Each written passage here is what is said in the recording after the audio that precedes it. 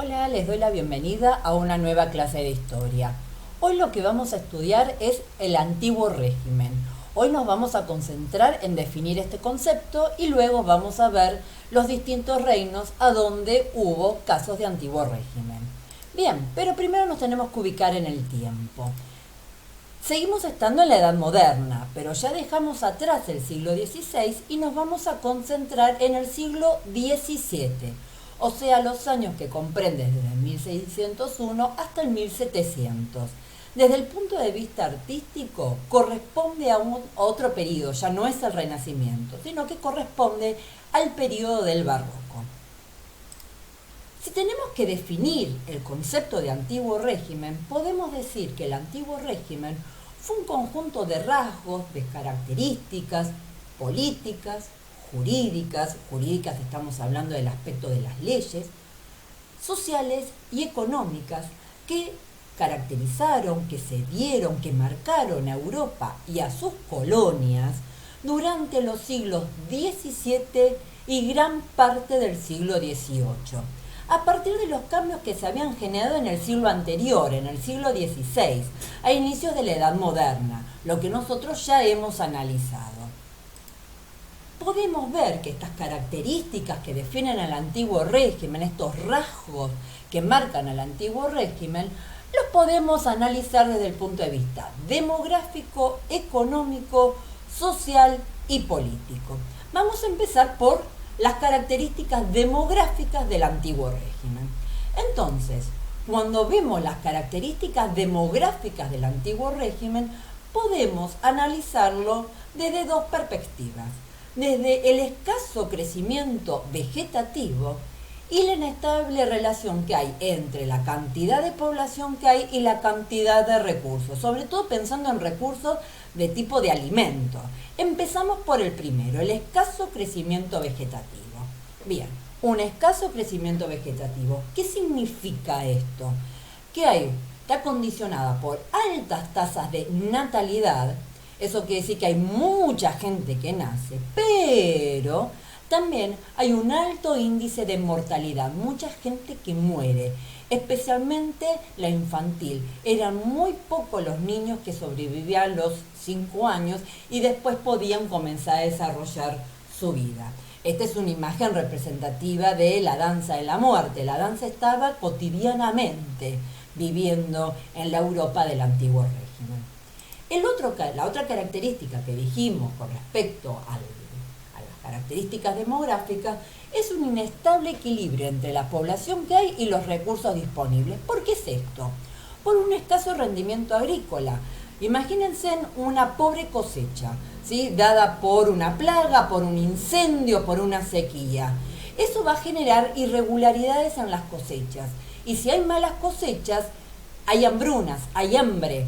Porque generalmente en el antiguo régimen la base de la alimentación eran las harinas, el pan. Entonces, si nosotros teníamos malas cosechas, la gente se moría de hambre. Además, acompañado de la falta de higiene, el acceso a agua potable, la falta de un sistema para eliminar las aguas cloacales.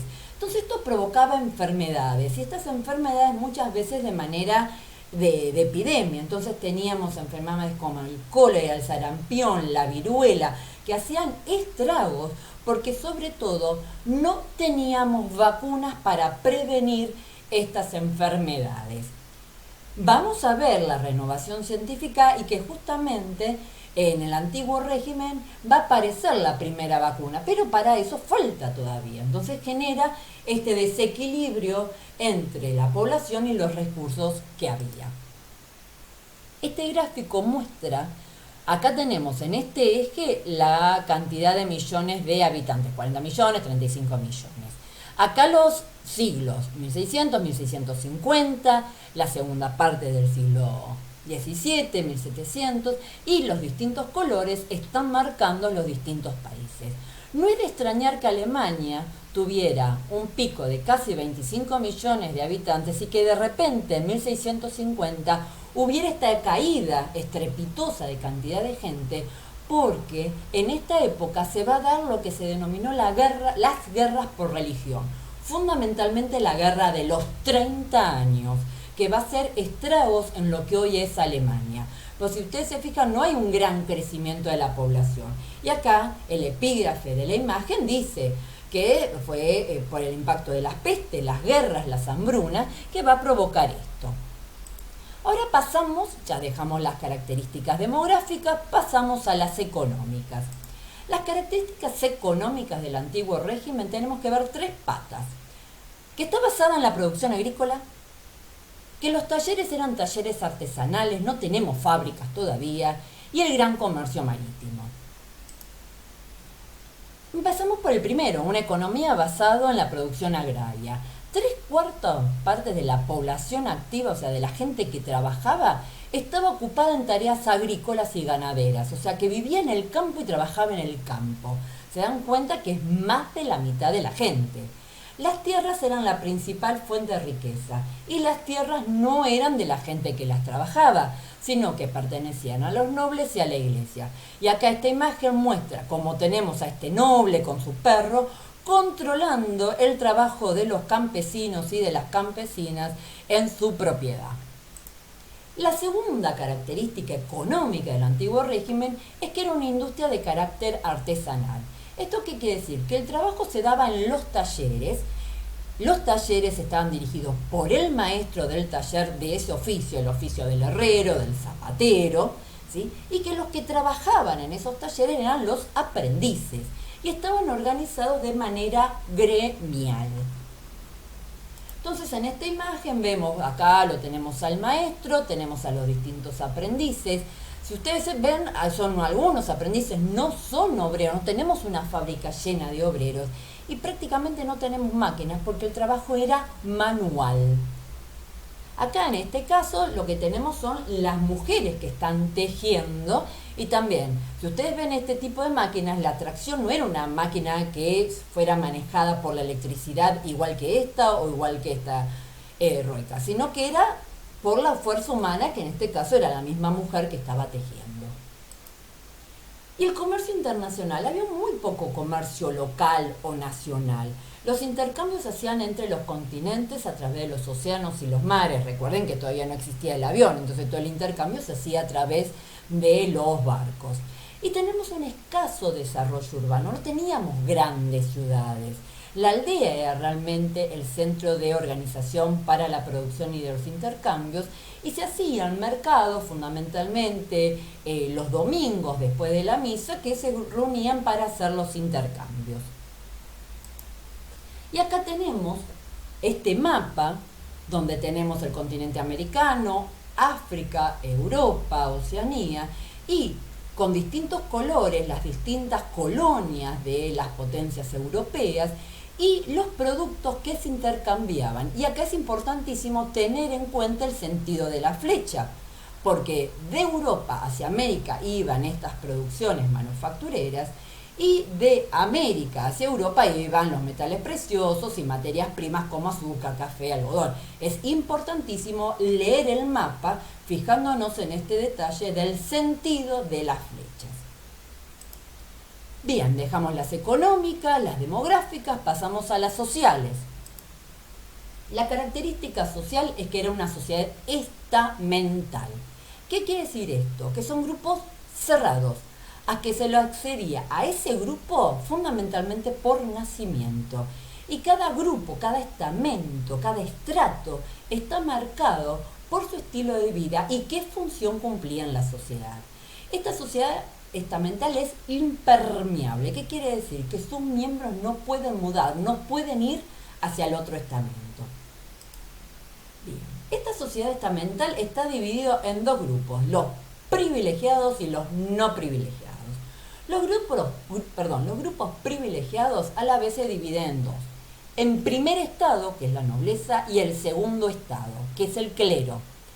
La nobleza son dueños de la tierra, no pagan impuestos, tienen cargos en el gobierno y tienen derechos y leyes especiales. Son distintos a los de los grupos no privilegiados. La nobleza entonces se lo denomina primer estado. El clero también eran dueños de las tierras, tampoco pagan impuestos, también tienen cargos públicos, tienen leyes y derechos especiales y además controlan ideológicamente a la sociedad. Este es el segundo estado. El tercer estado es sumamente heterogéneo. Lo que tienen en común es que no tienen privilegios. La burguesía pueden tener tierras, sus negocios, actividades comerciales y bancarias. En general están en una muy buena situación económica, pero no tienen derechos a la participación política. Los campesinos eran la mayoría y trabajaban en el campo. Después tenemos los artesanos, en general vivían en las ciudades o aldeas, trabajaban en los talleres. Y después teníamos grupos marginados, los mendigos, los proscriptos de la ley, enfermos o ancianos sin recursos. Si nosotros lo tenemos que dividir o representar en una pirámide, arriba de todo tenemos al rey, con poder absoluto. El primer estado es la nobleza o la aristocracia. El segundo estado es la iglesia o el clero. Estos, el rey, el primer estado y el segundo estado, son grupos privilegiados, no pagan impuestos, son dueños de la tierra y tienen una justicia propia. El tercer estado, que es muy heterogéneo, muy diverso, está formado por la burguesía, campesinos, artesanos, grupos marginales y no tienen privilegios. Pasamos a las características políticas.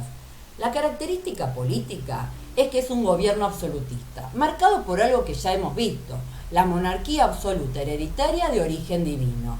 Monarquía, gobierno de un rey, de un monarca absoluto, maneja los tres poderes del Estado. Hereditaria, lo va a suceder su hijo o el familiar más cercano. Y ese poder se lo ha otorgado Dios. No es que él es un Dios, el poder se lo ha otorgado Dios. ¿Cuáles van a ser los instrumentos que va a tener este rey o el monarca para ejercer este poder absoluto? Los consejos de ministros, que está formado por el primero y el segundo estado, ¿sí? Los nobles y el clero. La burocracia y la diplomacia, también manejada por los nobles y el clero, y el ejército. Y el representante de mayor poder, el ejemplo típico del monarca absoluto del siglo XVII es Luis XVI, de la dinastía Borbón. Este señor va a ser rey de Francia en la segunda mitad del siglo XVII. A este señor se lo va a denominar, se lo va a llamar el Rey Sol. Y él va a autodenominarse con la frase, el Estado soy yo. Luego vamos a analizar este caso en particular. Entonces, en la clase de hoy vimos el concepto del antiguo régimen. Fue un sistema que se va a dar en Europa. Hay excepciones. Vamos a ver el caso particular de Inglaterra. Pero lo que va a determinar el antiguo régimen es características a nivel demográficos, sociales, económicos y políticos característicos a lo largo del siglo XVII y XVIII en gran parte de Europa. Espero que esta clase les sea de utilidad. Nos estamos viendo. Un saludo enorme, la profe Paola.